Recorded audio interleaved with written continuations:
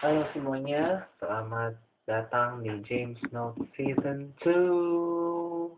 Ketemu lagi barengan saya James Note dalam James Note Season 2 edisi hari ini, hari Ahad tanggal 29 Mei 2016. Di hari Ahad terakhir di bulan Mei tahun 2016 ini, gak kerasa ya udah mau masuk bulan suci Ramadan, di mana umat muslim di seluruh dunia akan menjalankan ibadah puasa selama 1 bulan penuh.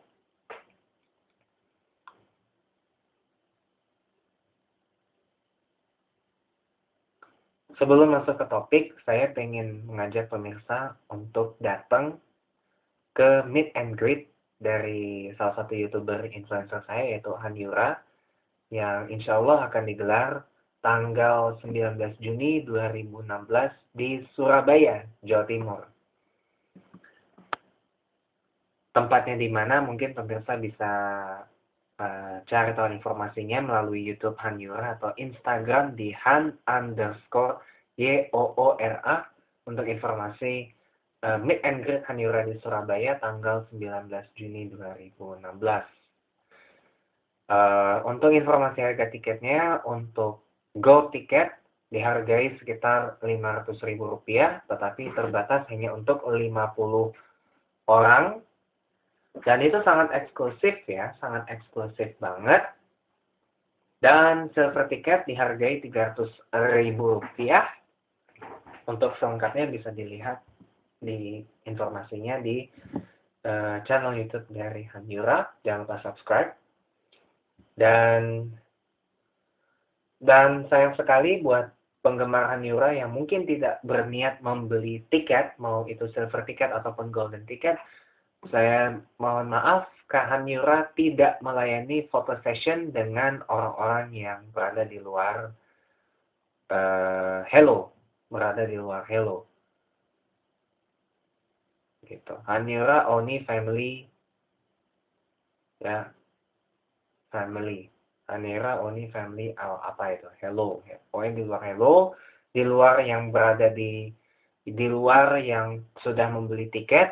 Tiketnya bisa dipesan dari sekarang.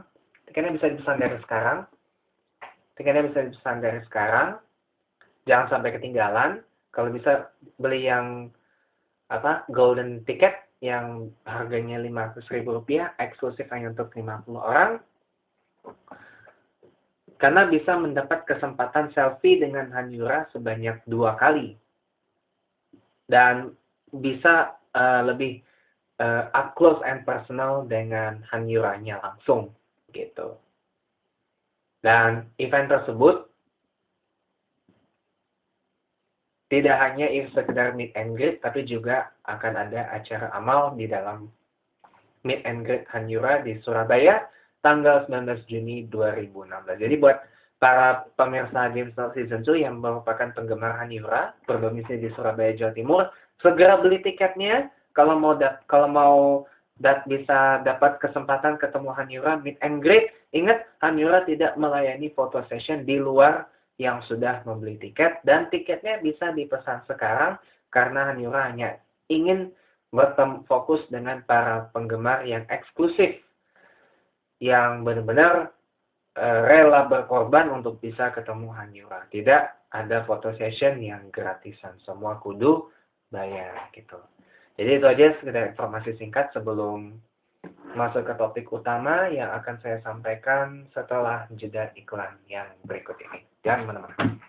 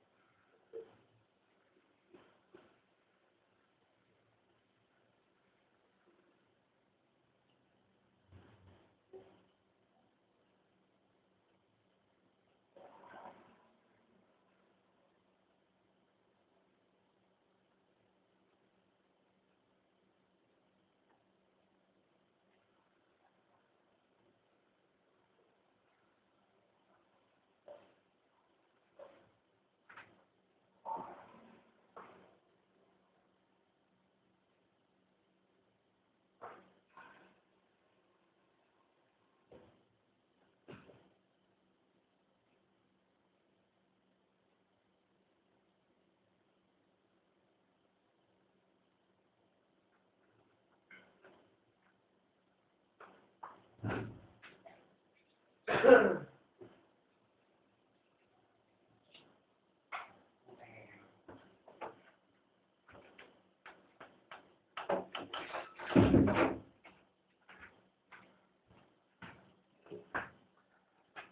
semuanya, ketemu lagi dalam Games Not Season 2, 9 Jadeklan. Di tangan saya ada buku Tokyo Handy Guide.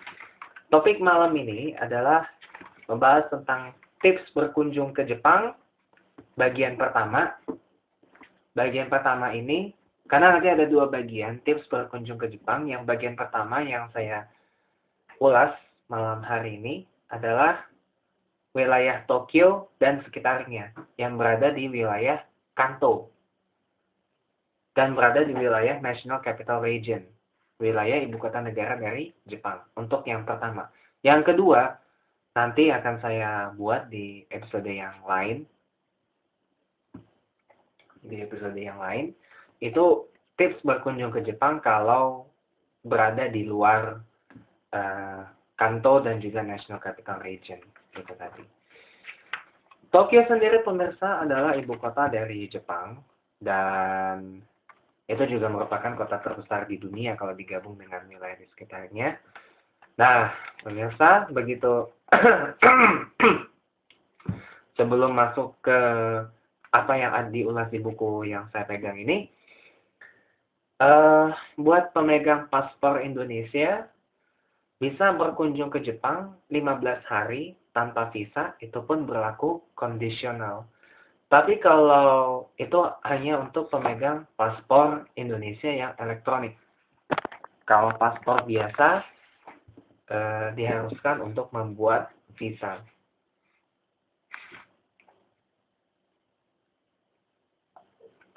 Kalaupun lama, lebih dari 15 hari berada di Jepang, itu harus membuat visa di Kedutaan Besar Jepang yang ada di Jakarta atau misi diplomatik Jepang lain sesuai dengan wilayah yurisdiksi yang ditentukan oleh pihak Kedutaan Besar Jepang di Jakarta, seperti Konsulat Jenderal Jepang di Medan, Konsulat Jenderal Jepang di Surabaya, dan Konsulat Jenderal Jepang yang ada di Makassar, Sulawesi Selatan.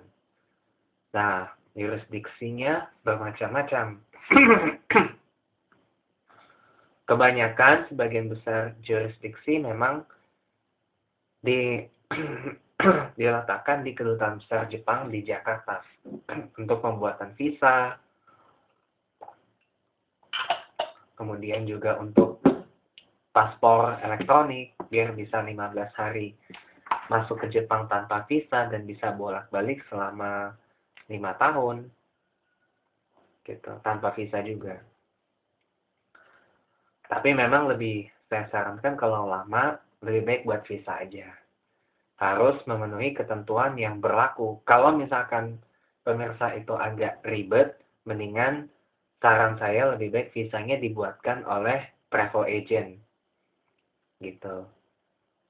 Dan yang penting harus memenuhi ketentuan yang berlaku. Semisal foto sesuai dengan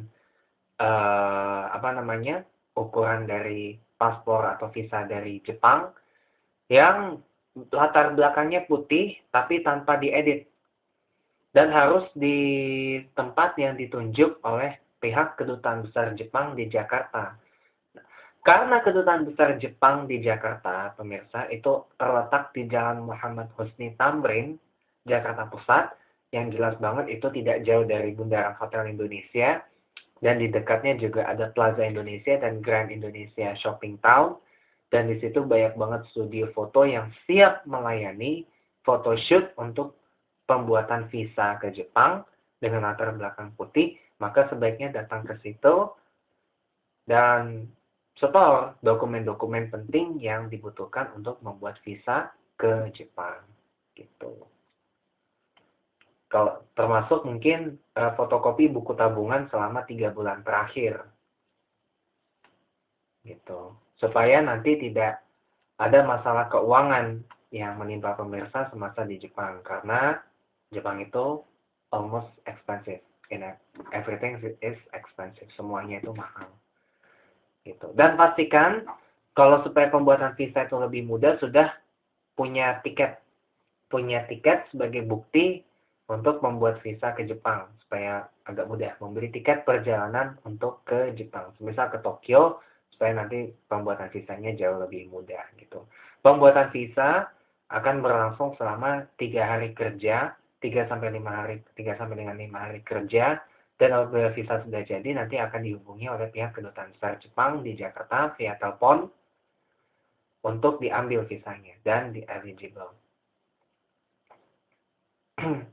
Jadi masuk ke Jepang itu memang harus ada prosedur-prosedur yang lumayan ribet sih, tapi ya begitu sampai di sana lebih baik jangan buat macam-macam. Dan kalau untuk visa kunjungan biasa di situ kan ada daftar rencana kegiatan selama berada di Jepang.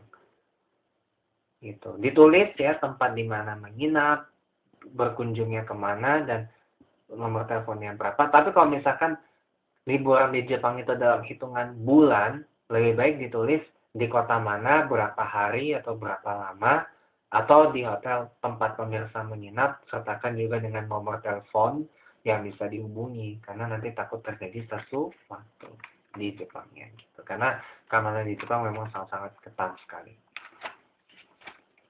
Nah, mungkin itu tips singkat sebelum berangkat ke Jepang. Nah, pemirsa, kalau ketika pemirsa berkunjung ke Tokyo, pemirsa bisa memilih kan perjalanan dari Jakarta ke Tokyo itu kurang lebih sekitar 7 jam, 7 sampai dengan 7,5, kurang lebih sekitar 6,5 sampai dengan 7 jam, paling lama 7,5 jam. Kalau pemirsa berangkat dari Bandara Jakarta Soekarno-Hatta, itu pemirsa bisa mendarat di Bandara Haneda atau Bandara Internasional Tokyo yang terletak tidak jauh dari pusat kota Tokyo dengan penerbangan dari All Nippon Airways dan Garuda Indonesia. Dan kedua penerbangan itu, All Nippon Airways ada penerbangan di sore hari dan juga di pagi hari. Kalau saya tidak salah ya. Sedangkan Garuda Indonesia hanya melayani penerbangan di malam hari. Dan dengan Japan Airlines yang akan mengantar Anda dari Bandara Soekarno-Hatta menuju Bandara Internasional Narita di Chiba, agak sedikit jauh dari pusat kota Tokyo, juga dari Jakarta Soekarno-Hatta. Tapi saya lebih menyarankan untuk tiba di Bandara Haneda atau Bandara Internasional Tokyo yang letaknya lebih dekat dengan pusat kota. Kenapa? Karena ongkos perjalanannya dari Bandara Haneda dengan limousine bus yang akan mengantar pemirsa ke Tokyo City Air Terminal di Shinjuku, tidak jauh dari Shinjuku, itu juga terhitung murah dan jaraknya juga terbilang dekat. Gitu. Atau mungkin lebih efisien lagi naik kereta api. Naik kereta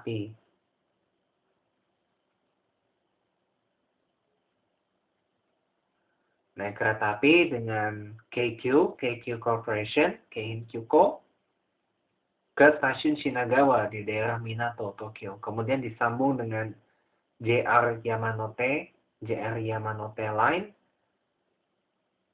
hanya 9 menit menuju stasiun Tokyo, terbilang efisien.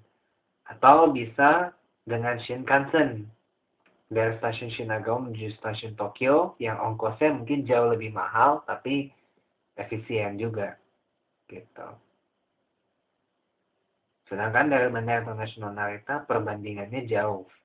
Apalagi naik kereta langsung JR Narita Express itu pun ongkosnya juga terbilang mahal menuju stasiun Tokyo.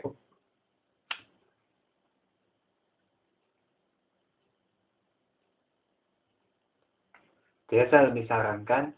Tapi pemirsa sebenarnya tinggal pilih. Kalau misalkan begitu datang ke Tokyo mau langsung ke Tokyo Disneyland, maka mendaratlah di Bandara Internasional Narita. Tapi kalau pemirsa datang ke Tokyo mau langsung melihat apa itu Shibuya, Shinjuku, Harajuku, Ginza, Ueno, dan yang sebagainya, ya lebih baik lewat Bandara Haneda supaya lebih efisien waktunya. Tuh. Lalu, apa saja sih pilihan transportasi yang ada di Tokyo? Namun sebelum ke sana, saya punya tips untuk transportasi di Tokyo. Kalau saran saya sih lebih baik untuk pemirsa lebih baik beli kartu Pasmo atau Suica. Kartu Pasmo ini bisa diisi ulang di seluruh Jepang.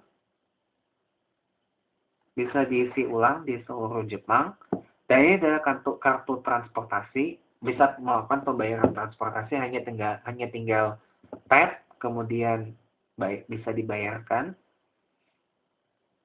Dan itu bisa digunakan hampir di semua perusahaan kereta api. Di semua perusahaan kereta api yang melayani wilayah Kanto, selain JR East, ada Keikyu, ada Tokyo Metro, ada Seibu, ada Keio, ada Keisei,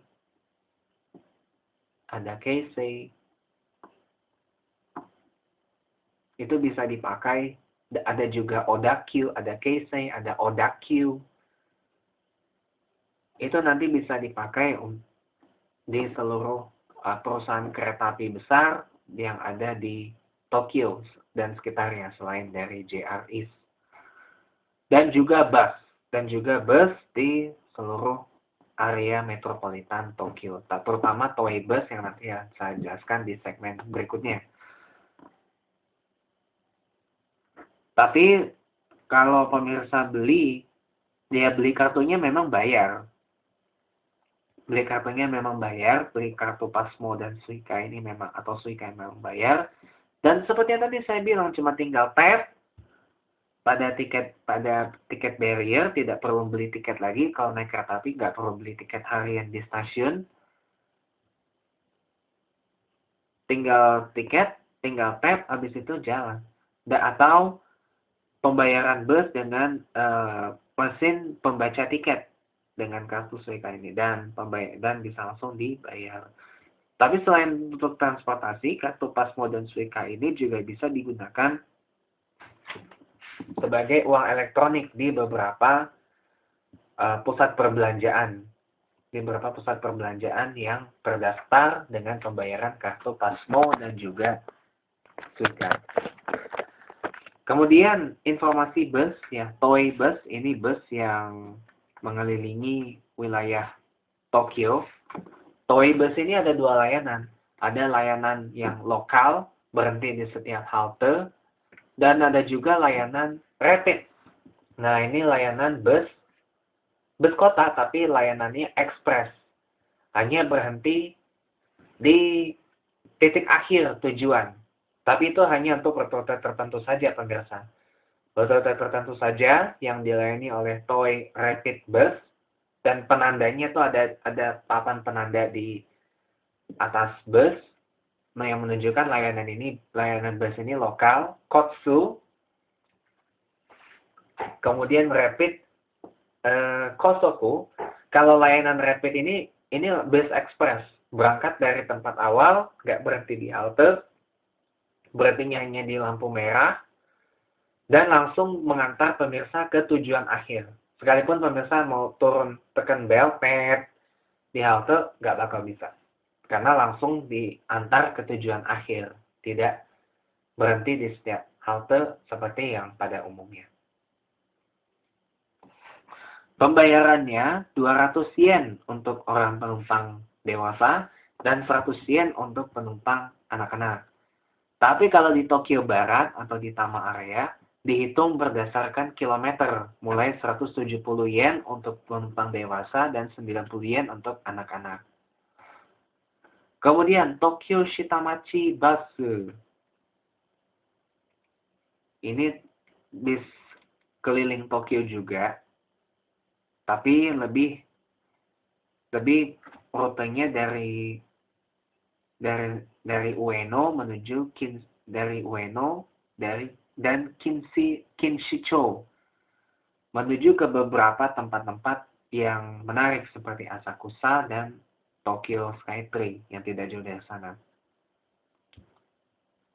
Beberapa bus terkadang berhenti di stasiun Tokyo.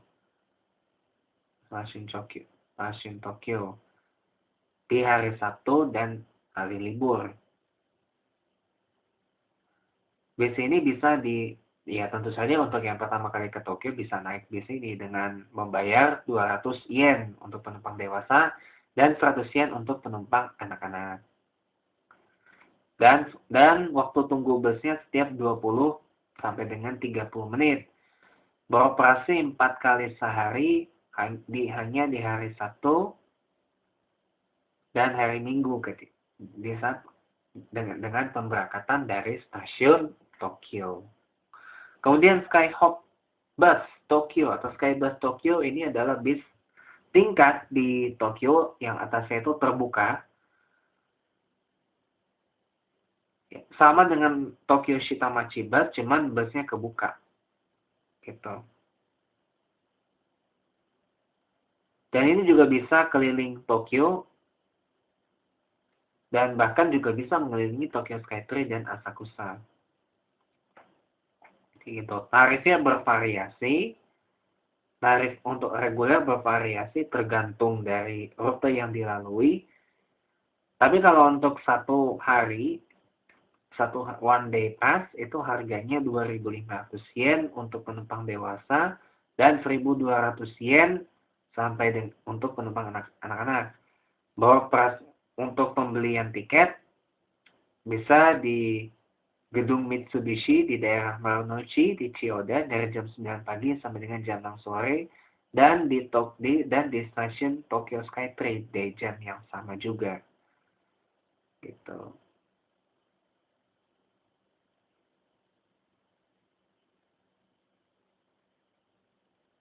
Kalau Skytree Shuttle ini melayani bus dari Ueno menuju Tokyo Skytree. Dan juga bis gratis di Tokyo. Bis gratis di Tokyo ini tentu saja bisa dinaiki secara gratis, nggak perlu bayar. Bisa digunakan juga untuk berkeliling Tokyo dengan 3 rute sebagai berikut. Tokyo Bay Shuttle. Nah, ini Tokyo Bay Shuttle bisa ke daerah Tokyo Bay, Teluk Tokyo. Waktu tunggunya setiap 15 sampai dengan 20 menit tergantung kondisi lalu lintas. Kemudian Marunouchi Shuttle. Rutenya memutar sekitar Chiyoda, terutama Otemachi, Marunouchi, dan Yurakucho. Waktu tunggunya setiap 12 sampai dengan 15 menit. Kemudian Metrolink Nihonbashi. Nah, ini memutar sekitar Nihonbashi. Gitu. Waktu tunggunya 10 menit tergantung kondisi lalu lintas. Nah, itu untuk bis yang ada di Tokyo.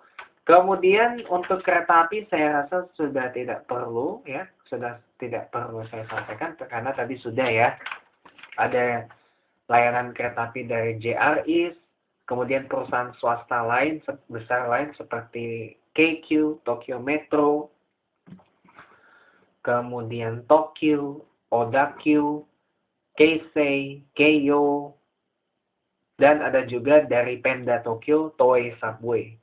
Nah, itu bisa dimanfaatkan untuk berkeliling Tokyo dengan kereta komuter, bisa dengan beli tiket harian di stasiun ataupun tiket multi-trip dengan Pasmo atau Suica yang bisa diisi ulang di beberapa gerai tertentu di Tokyo dan sekitarnya. Oke pemirsa, karena waktunya yang sudah semakin sempit, langsung saja kita ulas satu persatu wilayah per wilayah di Tokyo yang layak untuk dikunjungi. Pertama banget, ibu kota prefektur Tokyo yaitu Shinjuku. Nah, di Shinjuku ini ada kantor Pemda Tokyo, tapi ini adalah kantor pemerintah, jadi yang dibuka hanya observatory di lantai 45 dan juga Pusat Informasi Turis Tokyo, Tokyo Tourist Information Center di lantai pertama di gedung utama nomor 1.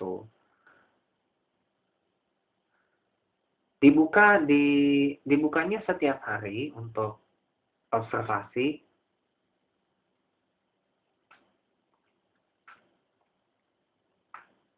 tapi mohon untuk dilaporkan mohon untuk diberi harus izin dulu. Tapi kalau untuk observatory dibuka dari jam 9.30 pagi sampai dengan jam 11 malam dan masih diizinkan 30 menit sebelum tutup. Dan sesuai dengan observatorinya tutup pada 1 Januari dan saat pemeriksaan gedung kantor Pemda Tokyo.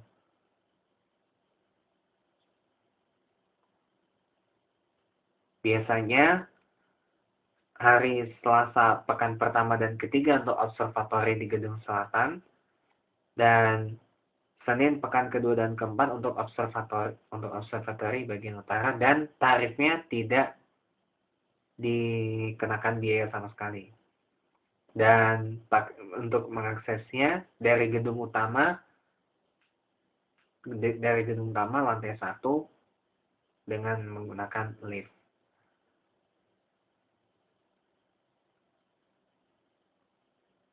Kemudian Kabukicho. Nah, Kabukicho ini kurang lebih mirip kayak kawasan Kelapa Gading di Jakarta Utara. Banyak restoran, hotel, dan kurang lebih ya restoran dan hotel. Kemudian Korean Town. Nah, ini untuk yang pengen suasana kekoreaan di Jepang bisa mampir ke Korean Town di daerah Shinjuku, tidak jauh dari kantor Pemda Tokyo. Nah, kemudian jantungnya Tokyo, Shibuya. Shibuya jangan sampai dilewatkan Takeshita Dori kalau untuk penggemar J-pop dan juga penggemar cosplay. Di sini tempatnya di Takeshita Dori. Kemudian ada Omotesando. Omotesando ini adalah ya semacam daerah komersial gitulah. Semacam daerah komersial yang saya banget untuk dilewatkan. Dan tidak ada di dalam buku yang saya pegang ini adalah NHK Broadcasting Center di Shibuya juga. Waktu perjalanannya untuk menuju ke sana bisa dari stasiun Shibuya berjalan kaki selama 12 menit. 12 menit berjalan kaki dari stasiun Shibuya, kemudian bisa sampai ke ke NHK Broadcasting Center. Berkunjung ke sana tidak dikenakan biaya sama sekali, hanya saja harus izin terlebih dahulu dengan petugas keamanan di sana. Dan bisa melihat sejarah pertelevisian di Jepang dari sana. Dan ada juga NHK Museum di luar dari Shibuya. Dan ada juga National Yoyogi Stadium yang sayang banget untuk dilewatkan. Dan hanya buka pada saat tertentu saja.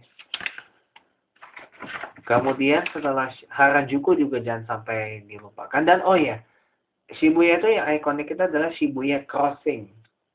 Banyak orang menyeberang di sana setiap hari dan sayang kalau dilewatkan. Kemudian Asakusa di daerah Taito. Asakusa. Jangan lupa kalau Asakusa itu yang paling wajib dikunjungi adalah Sensoji. Nah, kuil tertua di Tokyo ini sayang banget kalau dilewatkan.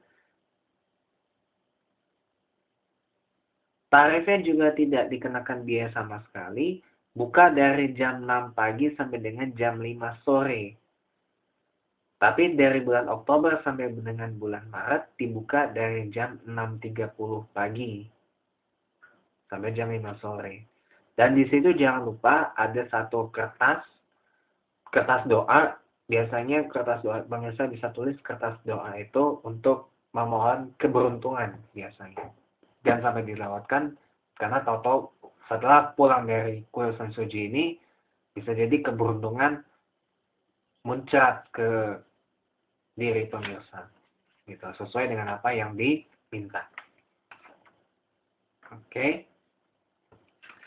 Kemudian Sumida. Nah, Sumida ini yang amat wajib banget dikunjungi adalah Tokyo Sky Tree.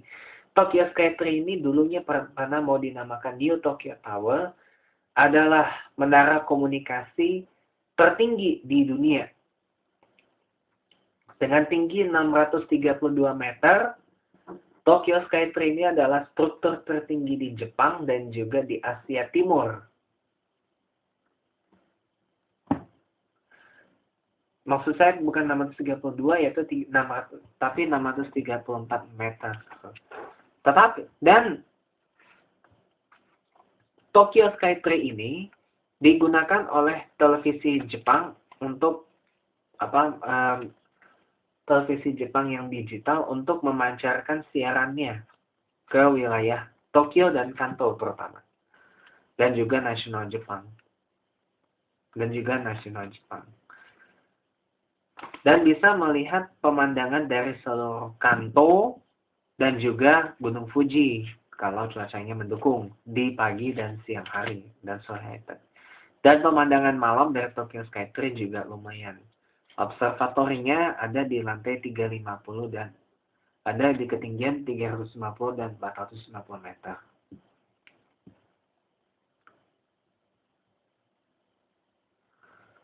Bukanya dari jam 8 pagi sampai dengan jam 10 malam nih, pemirsa.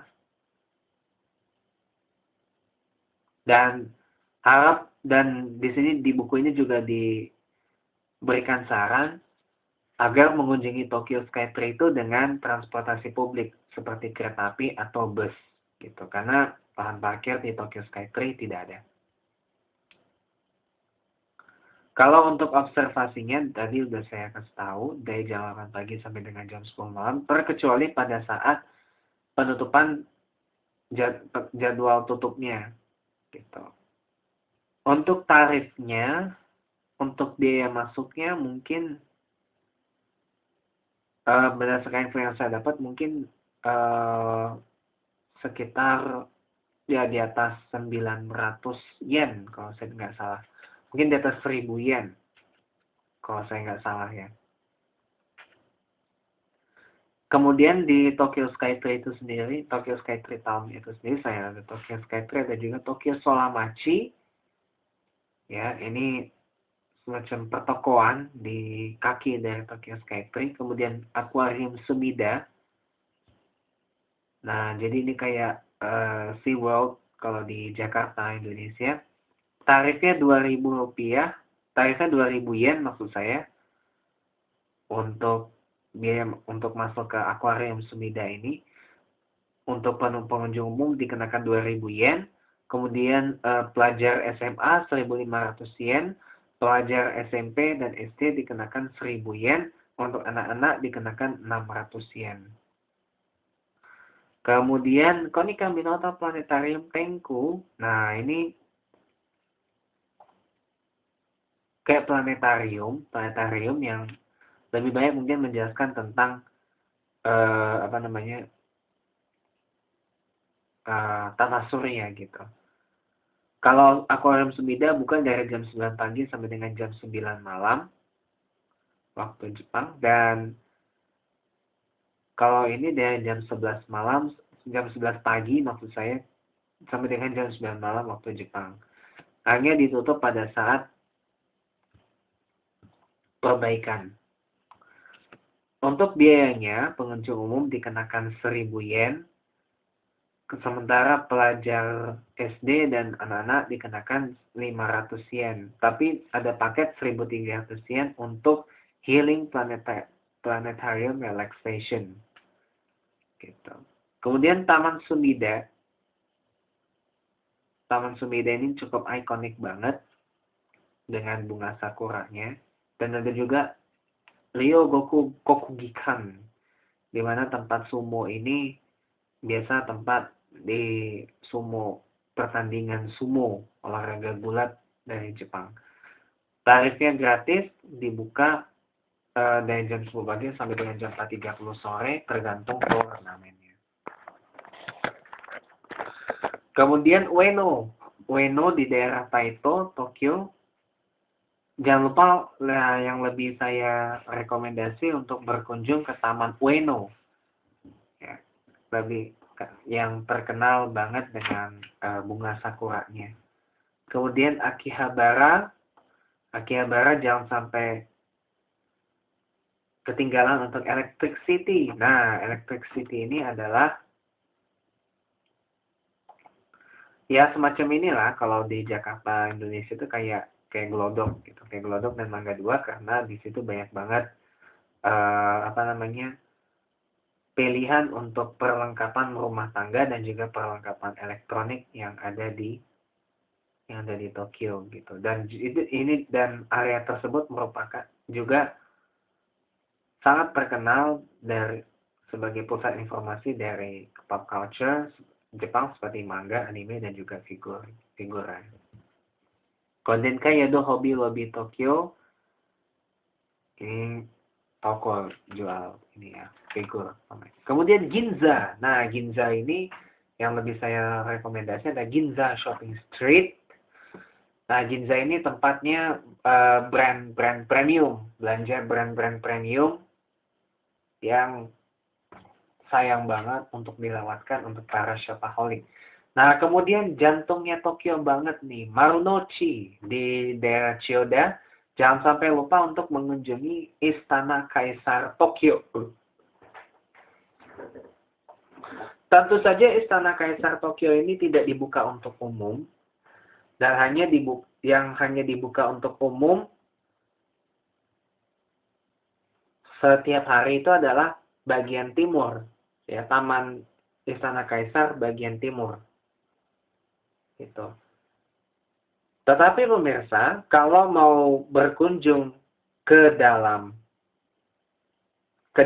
Istana Kaisar Tokyo, biasanya dibuka untuk umum itu setiap ulang tahun Kaisar dan tanggal 2 Januari. Sisanya enggak. Kalau dia mau berkunjung ke dalamnya, itu harus buat izin dulu ke Imperial Household Agency atau Badan Urusan Rumah Tangga Kekaisaran Jepang yang juga menangani urusan rumah tangga dari Istana Kaisar Jepang lain yang masih aktif di luar Tokyo. Istana Kaisar Tokyo disebut Kokyo. Ya, kalau mau masuk, kalau mau berkunjung, izin dulu ke harus bikin lapor perizinan dulu dengan Badan Urusan Rumah Tangga Kekaisaran Jepang. Bisa dicari di Google websitenya Imperial Household Agency of Japan. Kemudian bikin izin di situ. Nah, setelah izin itu diterima, baru nanti pemirsa bisa masuk. Tapi nantinya pemirsa akan bergabung dengan kelompok tour dari berbagai kalangan, baik itu yang datang dari Jepang maupun bukan dari Jepang.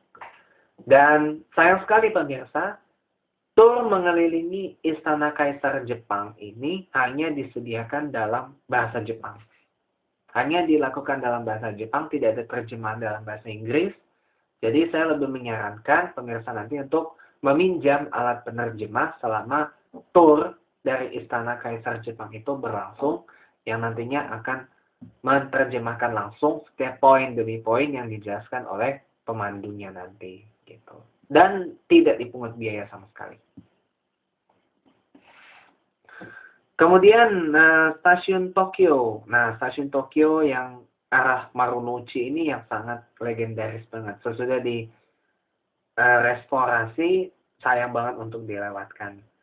Stasiun Tokyo ini pemirsa, itu adalah hub utama dari kereta cepat Jepang, yaitu Shinkansen.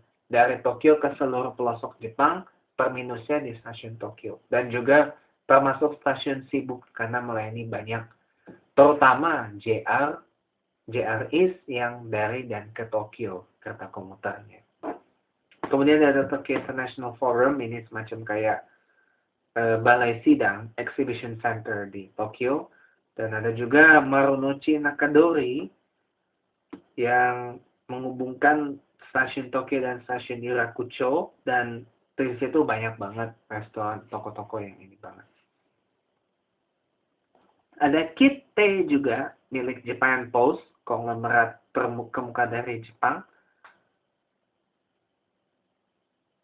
Ini juga bisa digunakan melihat kerajinan tangan dari Jepang.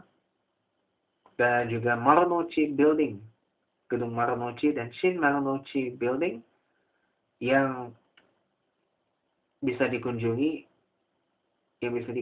kalau untuk observatoriumnya.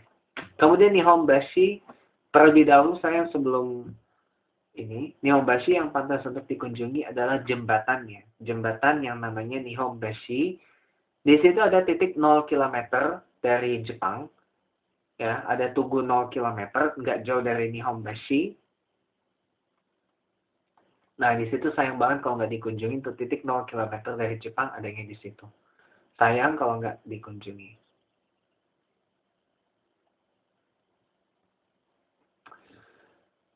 Itu jembatan Nihonbashi ya. Kemudian yang pantas dikunjungi di Nihonbashi itu adalah gedung Bank of Japan. Ya, ini ada institusi pemerintahan Jepang juga, dan sayang banget kalau dilewatkan.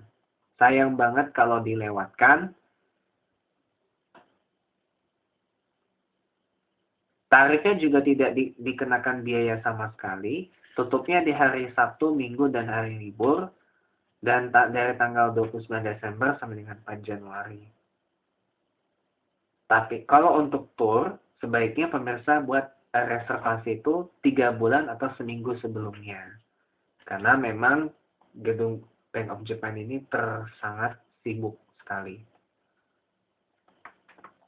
Sangat sibuk sekali. Karena ini juga karena Bank of Japan juga turnya untuk pengunjungnya memang dibatasi. Tur pertama dari jam 9.45 pagi, tur kedua mulai jam 11 siang, tur ketiga dari jam 1.30 siang, tur terakhir jam 3 sore, dan tur dalam bahasa Inggris adanya setiap hari Selasa jam 11 siang di gedung Bank of Japan. Selain Bank of Japan, di Nihonbashi ada juga Japan Exchange Tokyo, atau yang dulu namanya Tokyo Stock Exchange. Nah, itu untuk kalau pemirsa berniat untuk berinvestasi di pasar modal Jepang, sebaiknya berkunjung dulu ke sini, ke Tokyo Stock Exchange Building atau JPX Tokyo maksud saya, agar bisa lebih mengenal lagi pasar saham dan juga pasar modal dari Jepang itu seperti apa gitu. Jadi jangan sampai terlewatkan gitu. Tadi jembatan Nihonbashi sudah saya, dan Tugu 0 km dari Jepang juga sudah ini. Kemudian Roppongi. Nah, Tokyo Midtown dan Roppongi Hills adalah fasilitas komersial yang sama-sama sayang banget untuk dilewatkan. Roppongi ini adanya di daerah Minato dan tidak jauh dari Istana Kaisar Tokyo. Kemudian di Ikebukuro ada Sunshine City, ada juga Sunshine City yang sayang juga untuk dilewatkan. Dan ada juga Tokyo Metropolitan Theater. Nah, buat pecinta seni teater dan musik klasik mungkin bisa datang ke Tokyo Metropolitan Theater yang ada di daerah Ikebukuro. Kemudian Odaiba. Nah, Odaiba ini adalah daerah reklamasi di Tokyo Bay. Ada Rainbow Bridge, ya jembatan ya Rainbow Bridge yang biasa dipakai kalau ruangan midnight dan game-game balapan yang settingnya ada di jalanan Tokyo. Nah, di Tokyo saya bilang nggak ada onsen, ada namanya Oedo Onsen Monogatari. Nah, ini onsen yang satu-satunya onsen terkemuka yang adanya di Tokyo.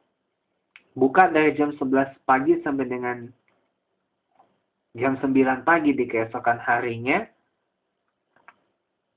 dan ditutup sekali dalam sebulan di malam hari untuk perbaikan. Tarif buat mandi air panas yang seger banget di Oedo Onsen Monogatari di Tokyo ini adalah 1.980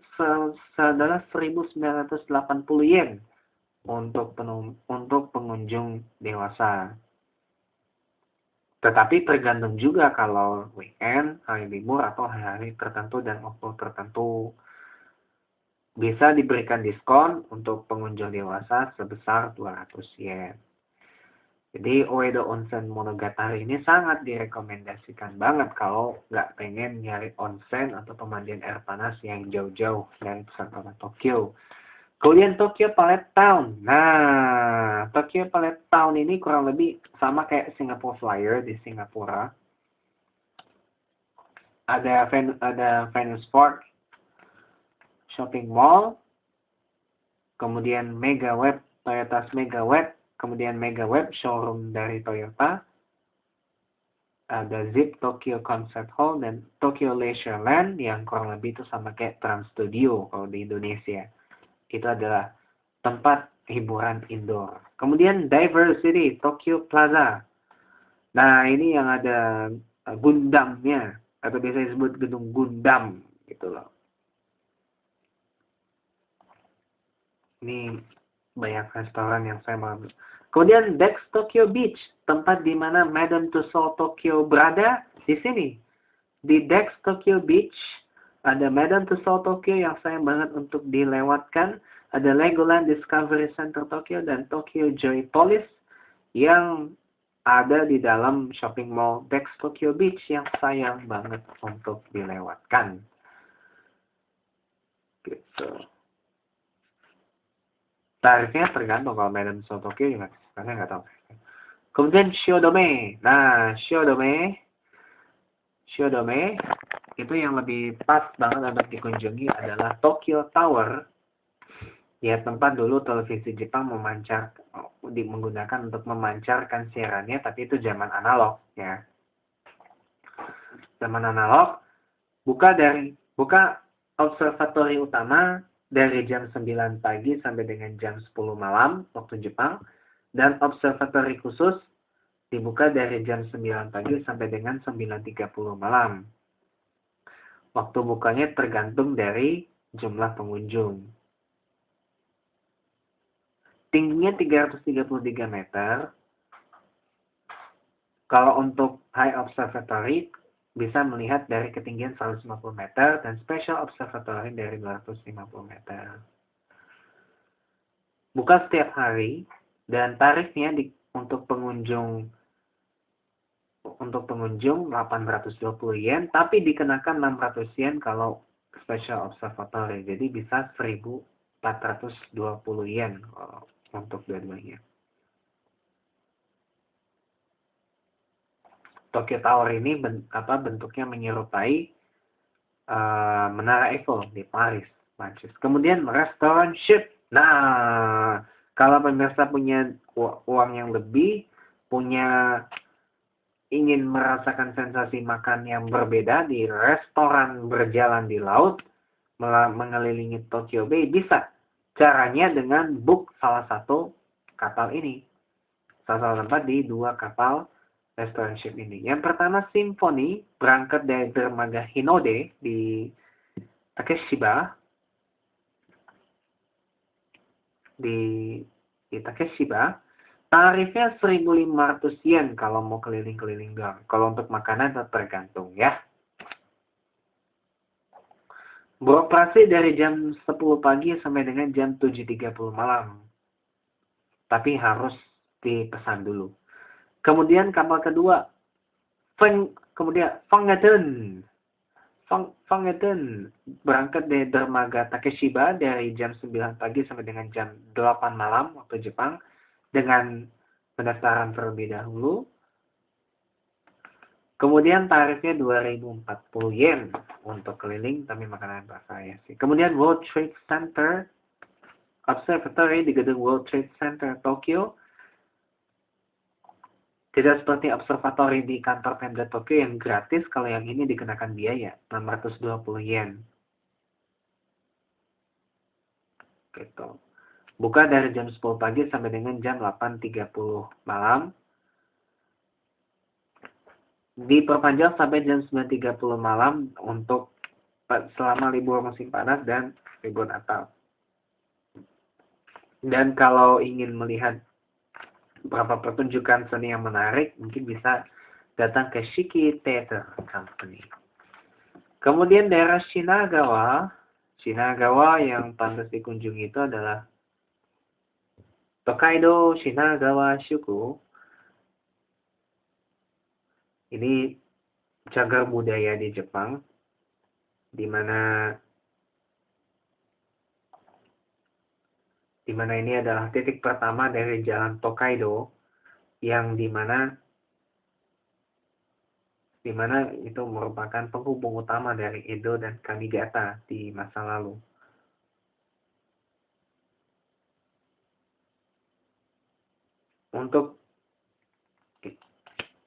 Tapi sayangnya tutup di hari Senin, hari libur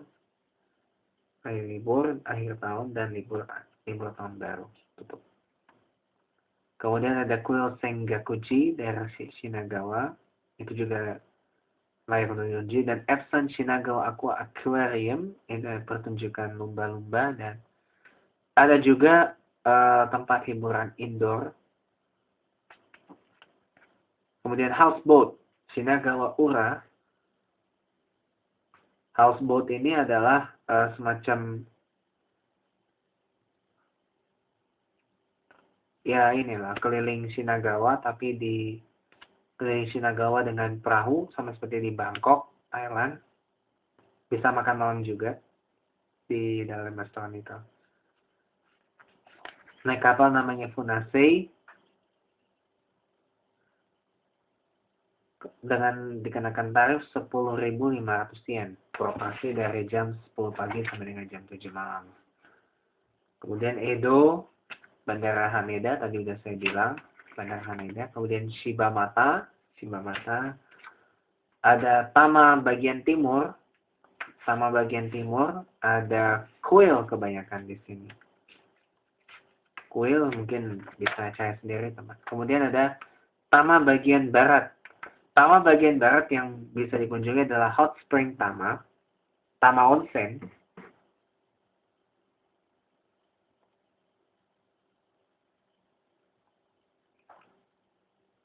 Tama Onsen yang ada 4 pilihan nih.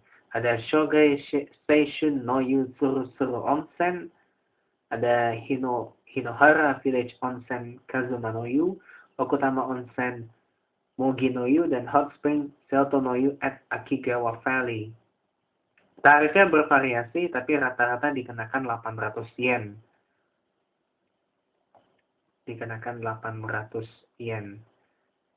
Waktu operasionalnya juga bervariasi. Kemudian Gunung Mitake. Gunung Mitake ini adalah titik tertinggi di Tokyo, tertinggi di lingkungan Tokyo. Kemudian Danau Okutamako,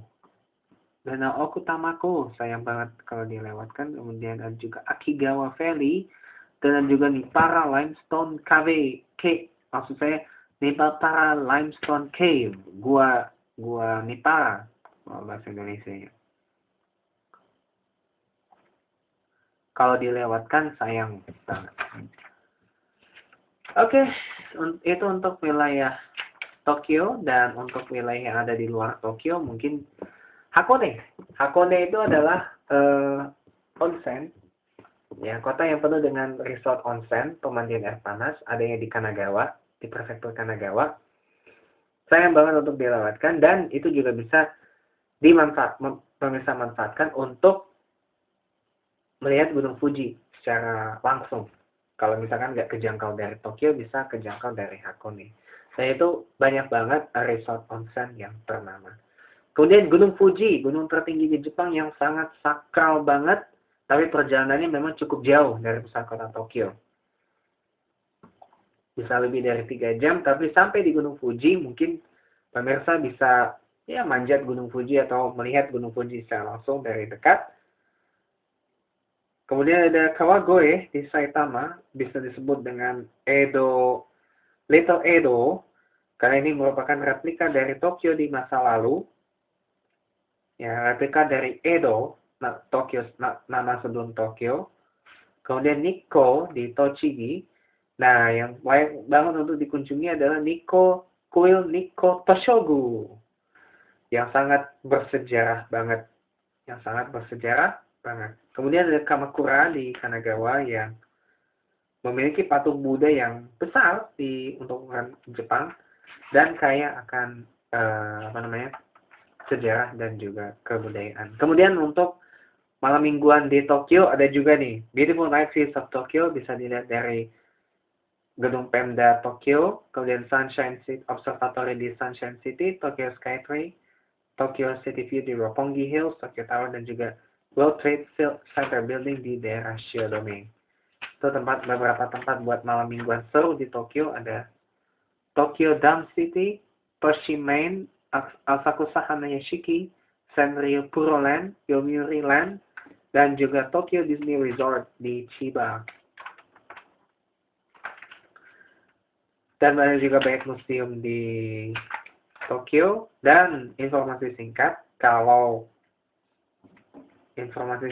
untuk telepon internasional, untuk penggunaan telepon internasional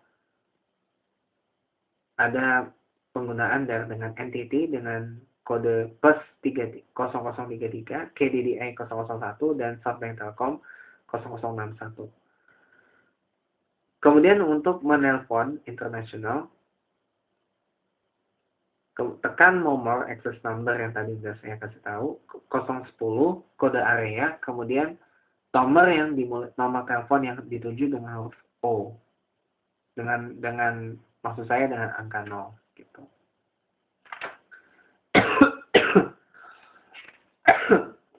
Dan ATM, karena kebanyakan kartu ATM itu menerbitkan kartu Visa, Mastercard, itu hanya bisa digunakan di ATM Yucho atau ATM dari Japan Bank Post, dari Japan Post Bank maksud saya, dan juga Seven Bank. Tidak bisa digunakan di ATM di bank-bank ternama di Jepang karena kartunya berbeda. Gitu. Karena kartunya berbeda. Kemudian kemudian ada informasi penting juga yang mungkin bisa kemudian untuk yang bawa charger atau bawa colokan elektronik, voltage power itu adalah 100 volt, frekuensinya 50 sampai dengan 60 Hz, dan standarnya itu adalah double socket outlet. Double socket outlet mungkin bisa lebih tahu. Dan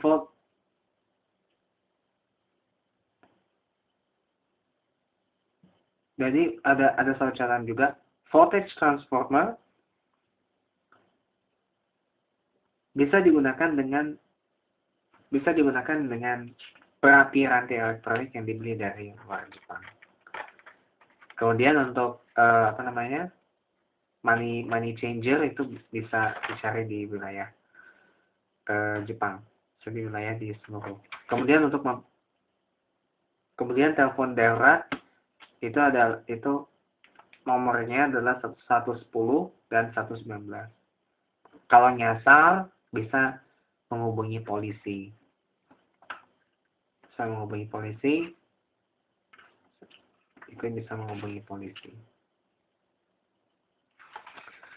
Dan episode tips berkunjung ke Jepang bagian pertama, mengunjungi wilayah Tokyo dan sekitarnya, menjadi penutup dari James Note Season 2 edisi hari Ahad tanggal 29 Mei 2016. Jangan lupa ya, subscribe channel YouTube saya, James Chan. Dan jangan lupa tadi informasinya, kalau pemirsa penggemar Hanyura dan kebetulan ada di Surabaya, Jawa Timur, jangan lupa datang ke Meet and Greet Hanyura di Surabaya, Jawa Timur, tanggal 19 Juni 2016. Tiketnya mulai dari Rp300.000 sampai dengan Rp500.000, dan itu eksklusif karena dananya juga akan disumbangkan untuk kegiatan amal nantinya. Dan Hanyura tidak melayani foto di luar tamu undangan yang datang di meet and greet Hanyura tanggal 19 Juni 2016 di Surabaya, Jawa Timur. Jadi jangan lupa beli tiketnya, jangan sampai ketinggalan nantinya. Sekalian juga mau ngabuburit bareng Hanyura, bisa. Dan jangan lupa untuk partisipasi dalam acara amal dalam meet and greet Hanyura sekali lagi tanggal 19 Juni 2016 di Surabaya, Jawa Timur. Informasi selengkapnya bisa pemirsa dapat di channel YouTube Hanyura, di akun Instagram Hanyura, maupun di akun Instagram Hanyura OFC. Jangan sampai ketinggalan, jangan sampai kelupaan meet and greet Hanyura tanggal 19 Juni 2016 di Surabaya, Jawa Timur. Sekian Jameson Season 2 malam hari ini. Saya James Conspiracy Child mengundurkan diri terlebih dahulu. Selamat malam, selamat beristirahat, dan selamat beraktivitas di awal pekan bulan Juni tahun 2016. Selamat malam, terima kasih atas segala perhatian dan kerjasama pemirsa.